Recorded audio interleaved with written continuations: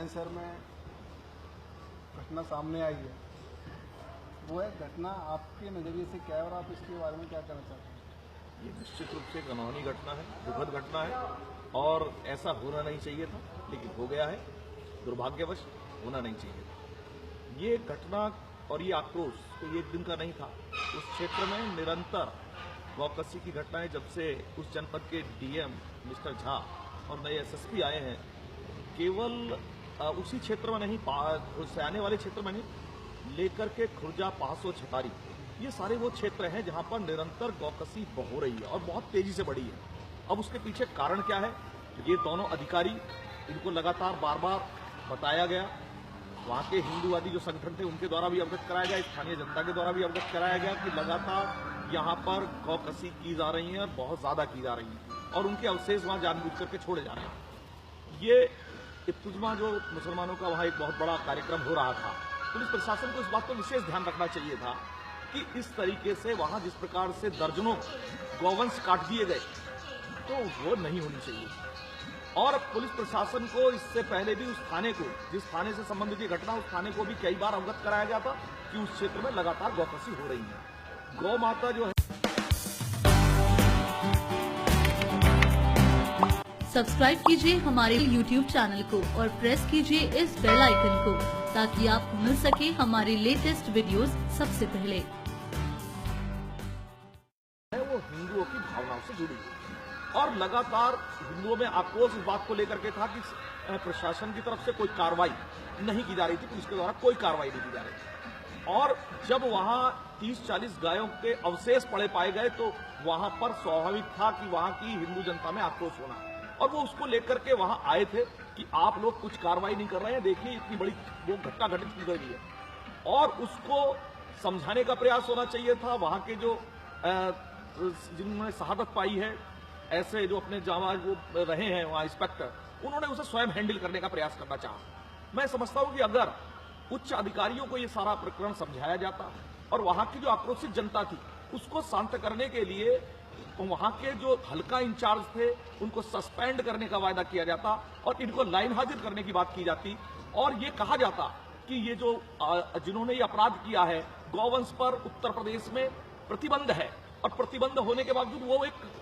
अपराध है, तो उसको अगर किसी ने किया है तो उस पर हम ऐसे लोगों पर कार्रवाई करेंगे, उनमें रासुका के तहत उन्हें निरुद्ध करेंगे। तो निश्चित रूप से वहां का जनमानस जो आक्रोशित होकर गया था वो वापस अपने घर को चला जाता। लेकिन हमने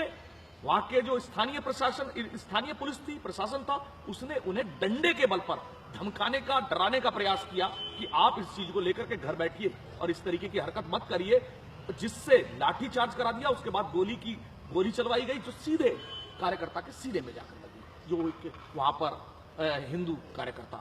उसके सीने में जाकर गोली लगी और 2-3 और वहां घायल हुए। उसके बाद वहां के जो स्थानीय ग्रामीणों के, आप जानते ही हैं कि अगर ये शहरी क्षेत्र में कहीं लाठीचार्ज किया गया होता तो हो सकता है कि वहां की जनता तिरमित हो जाती, लेकिन गांव के अंदर ऐसा नहीं होता। गांव में सब एक दूसरे गांव से लोग जुड़े हुए होते हैं, आपस में रिश्ते नाते होते हैं। और जब पुलिस ने अपना इस तरीके का रवैया अपनाया कि उन्होंने उस अपराध को छिपाने के लिए जो आक्रोशित लोग थे उनको ही दबाने का प्रयास किया, लाठी और डंडे और गोली के बल पर, तो निश्चित रूप से उसकी स्वाभाविक प्रतिक्रिया, आप जानते हैं कि मॉब की क्या स्थिति होती है, मॉब जो है भड़कता है, और उसकी स्वाभाविक प्रक्रिया यह हुई कि वहां पर हमारे जो पुलिस के एक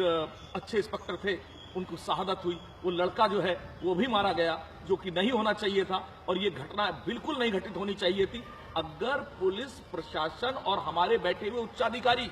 अपनी जिम्मेदारियों को सही प्रकार से निर्वहन करते, समय सीमा के अंतर्गत रहते हुए, लगातार शिकायतों के बाद भी उन्होंने जिस तरीके से इन घटनाओं को बहुत हल्के में लिया, मैं समझता हूं कुछ लोगों का आरोप है, आम जनता का आरोप है कि वहां पर गौ तस्करों से, गौकसी करने वालों से पैसा लिया जा रहा था और इस कारण से उनके ऊपर कोई कार्रवाई नहीं की जा रही थी। आम जनता के लोग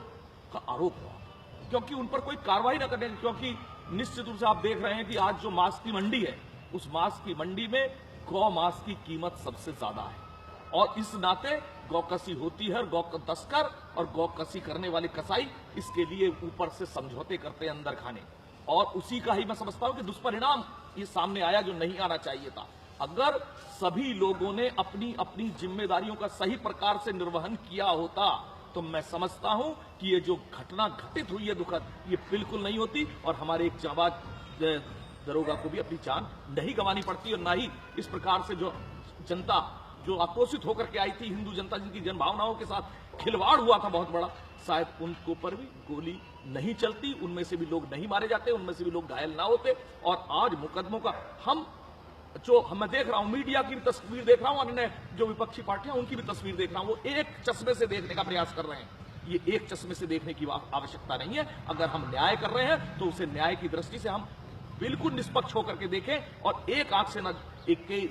से देख करके ही हम दोनों पे ही निर्णय ले कि पुलिस प्रशासन की इसमें क्या भूमिका रही है और आम जनता क्यों आक्रोशित होकर के उसका उबाल यहां तक आ गया कि वो जो है यहां तक इस स्तर तक आई।